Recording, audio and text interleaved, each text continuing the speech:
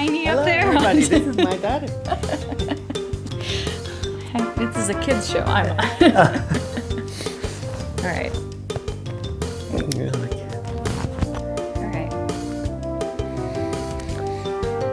Near windows. Okay.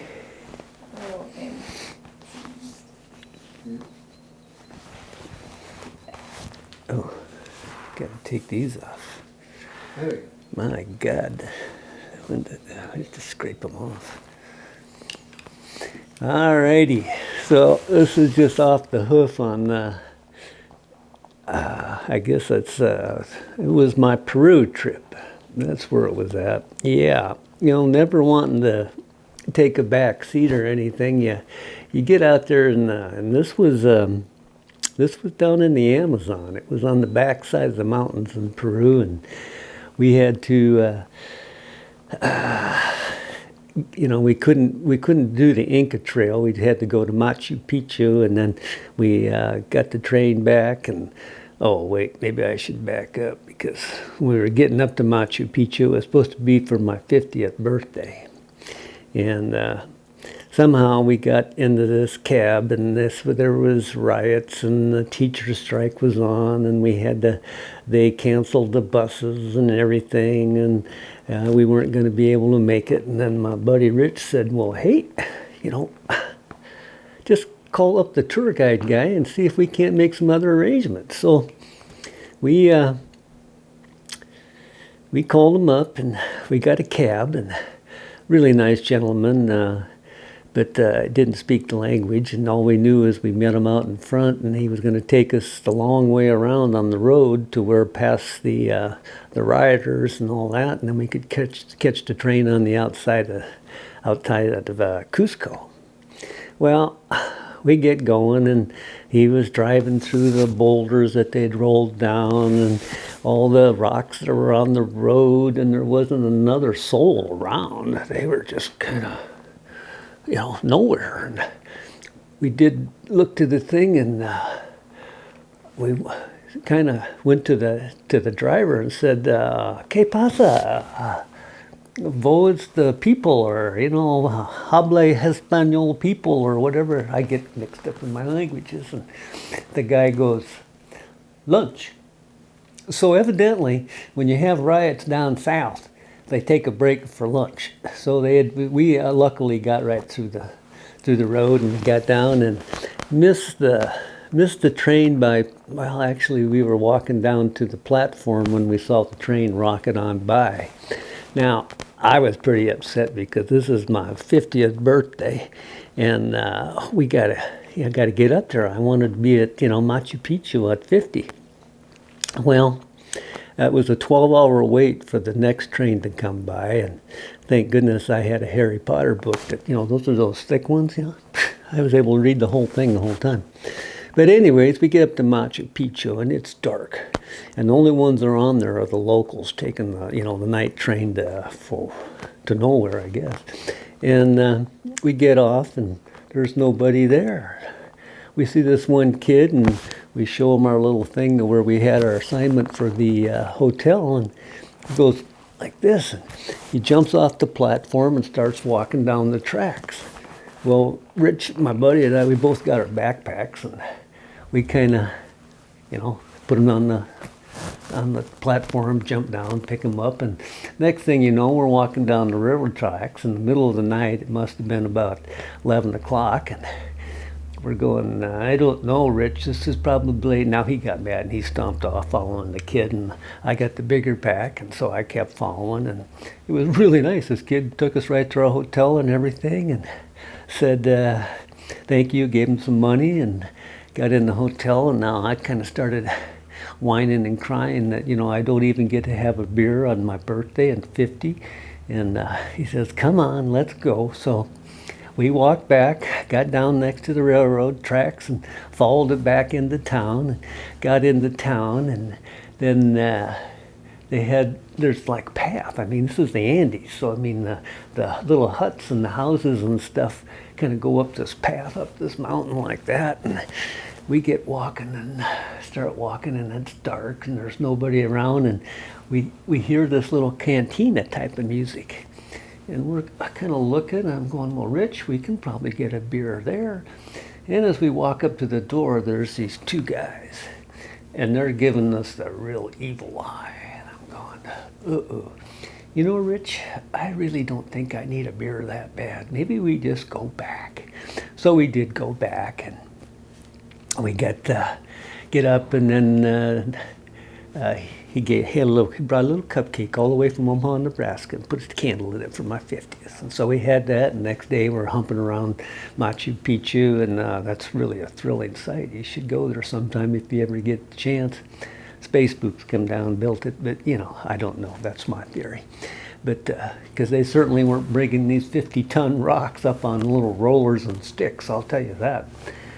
So anyways, we get back. We take the train back, get to the hotel, spend that night, and then when we got back, yeah, that's when they had the riots were going on downtown. They had tear gas and people, and they were shouting and hollering and stuff. And I said, Rich, let's go check this out. He says, you ever been tear gassed? I said, no, but it looks like I might have an opportunity. He says, well, my brother has in the military. He says, you don't want any part of that. So we didn't go down to the riots. We just went back to the hotel. We got, and I was feeling a little bad because that seemed a little conservative, not kind of surfing the edge and all. And we get on the little boat down there in the morning, and the teacher strike, they were all walking down, and there were a big parade line. And all of a sudden, Rich, who was always the conservative guy like that, he goes, hey, hold my pack. He jumps in, and the next thing you know, he's walking down with the striking teachers with this big old grin on his face. And I'm going, you know, I hope nobody's watching. So nobody was, thank goodness. And he got out of the strike line, and we got the packs, and we went out and got in our little boat, and we go off into the Amazon. Now, Amazon, you can't even see across it from where we were at, and we were at the small part. I mean, it was just like great big lake and water flowing.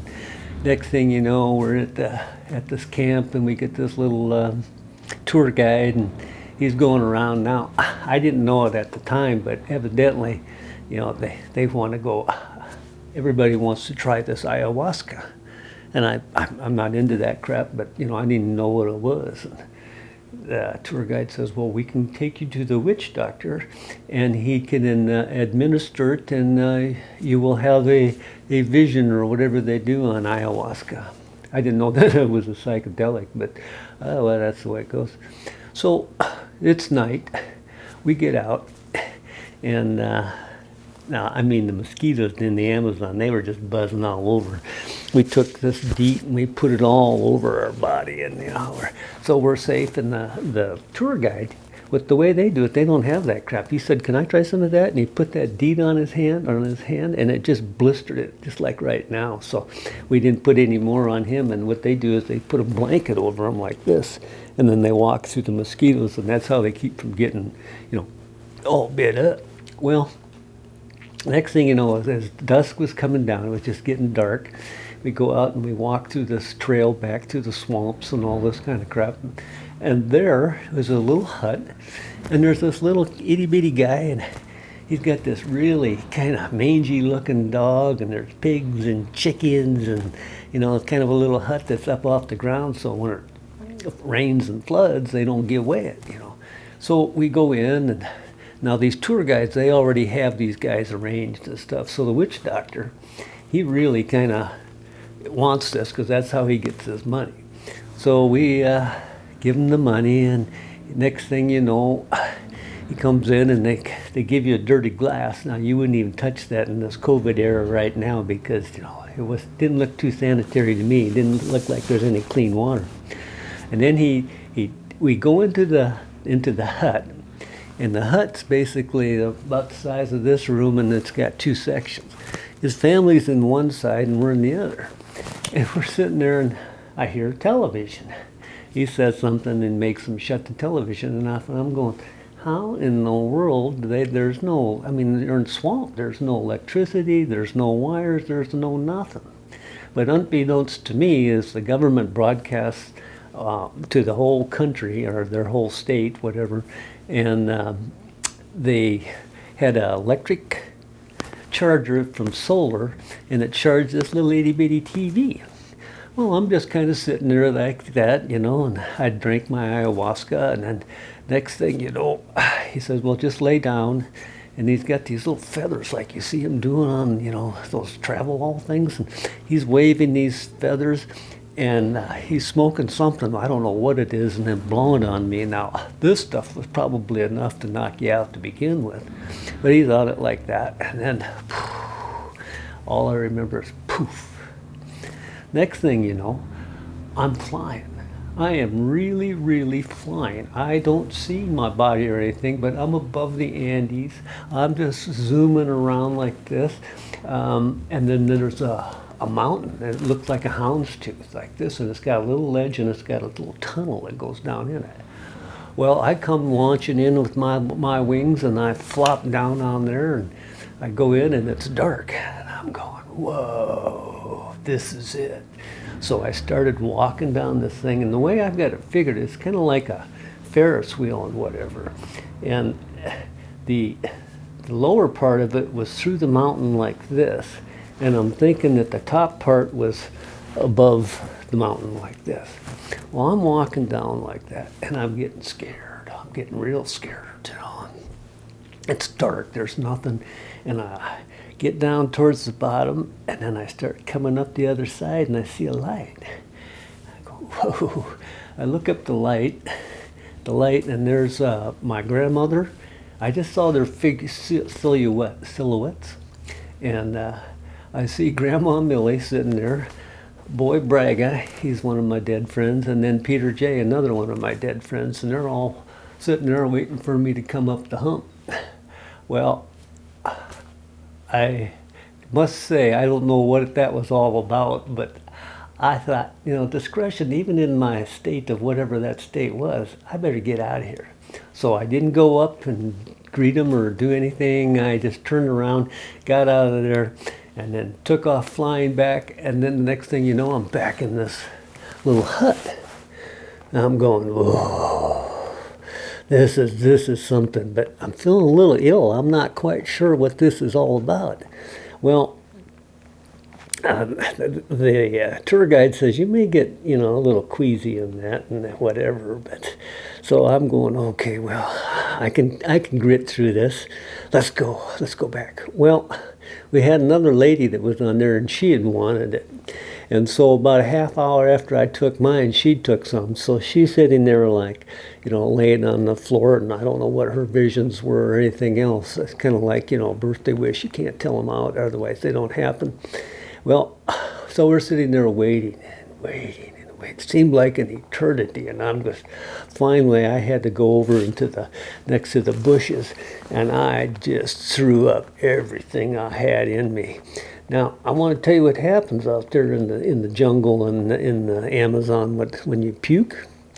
The pigs and the chickens, they went, ooh-wee, supper, and they just come a-running, you know, and so I'm sitting there, I'm going, oh. Well, we get off to the side, and finally this lady gets up, and so it's time to go back, and now it's really dark, and it's dark in the jungle, let me tell you. And we're walking back, and all I can do is I got my cheeks squeezed together, because not only did I have to puke, but I had to go poop too. And I'm just walking back, and I'm going, oh, please, I don't want to soil myself, you know, in front of all these people on the trail and all that. Well, we get back to our little hut like that. I push my buddy Rich to the side like that, and I go charging into the bathroom, and basically it's just a hole that poops down into the water underneath you. Sanitation is, you know, something to be desired. And I let her go, and all I could hear from the other room was my buddy Rich going, oh, God. So after that, I just slept like a log. And I got up in the morning, and the tour guide, I went out, they have a bell first. Eat fish. I mean, that's when it's breakfast time. So I hear the bell, I pop up. I'm going, well, I'm hungry. Let's go get something. I got nothing in me. I get to the table, and the tour guide says, have you showered? I go, no. He says, and he was right. He says, your body will be all sticky. He says, we'll save you some food, go back and shower. And so all over my pores and stuff was kind of like, I was all felt kind of like bluish. It was just kind of a goo and stuff. I mean, I must have sweated out a ton of stuff. I take my shower, come back and eat my fish. And that was my ayahuasca experience. So I don't know if I'd recommend it to everybody, but if you do, you should make sure that there's a toilet real handy because it does affect you. So anyways, there's my Christmas story for 2020 on the ayahuasca, and maybe someday I'll try to do this again and actually have some notes so I can remember a little bit more. But that's what happens when you get old. You forget them, so you gotta let them go while you got them. You guys have a Merry Christmas and good day to you, mates. Hi. Man, and now.